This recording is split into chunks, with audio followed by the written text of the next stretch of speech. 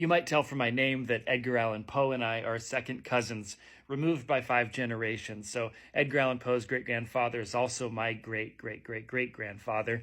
On our paternal side, we're connected that way. My ancestors are buried right there in Baltimore next to him. And reading his work was really sort of an early entry point for me into good poetry and good fine literature.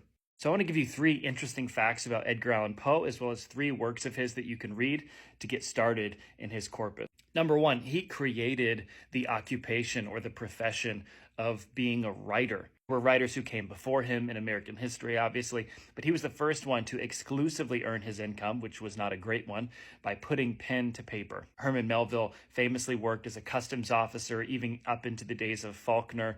He did some of his best work after doing a 12-hour shift in a coal factory. And even today, a lot of writers of good fiction also teach at the university or do speaking events and things like that on the side. Number 2, Poe was a prodigy. He published his first book of poems, I think it's called Tamerlane, when he was 18 years old. This would have been in the early to mid 19th century. And today, there's only about 12 of those left. If you can get your hands on one, that's about $1 million book. The last one sold at auction and set a literary record. A first edition of his first book sold for something like 650 grand. And this was in 2009 when the economy was trash. Here we are, post-inflation, years later. Surely an original copy of his first book would be well over $1 million.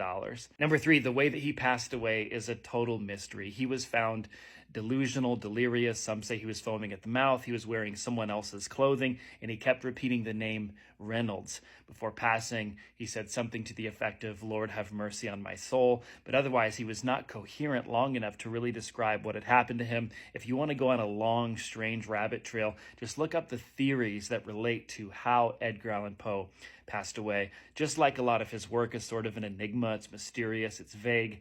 His passing, the way he exited this earth, is quite mysterious, vague, and enigmatic as well. Here's 3 works of his you can dive into to get started. First of all, I would read his classic short story, A Cask of Amontillado. It's a great short story, gruesome, chilling. You kind of see in reading him at his peak like that, how we got to H.P. Lovecraft and how we got from Lovecraft to other writers of modern horror, writers of modern psychological thriller and metaphysical literature. Number 2, you should read a poem by him. If you're going to get started, might as well read The Raven. It's his most famous poem, and it's famous for good reason. It starts with the famous line, "Once upon a midnight dreary, while I wandered weak and weary," and goes on from there. And it's absolutely wonderful and gives you a good taste at peak Poe in poetry.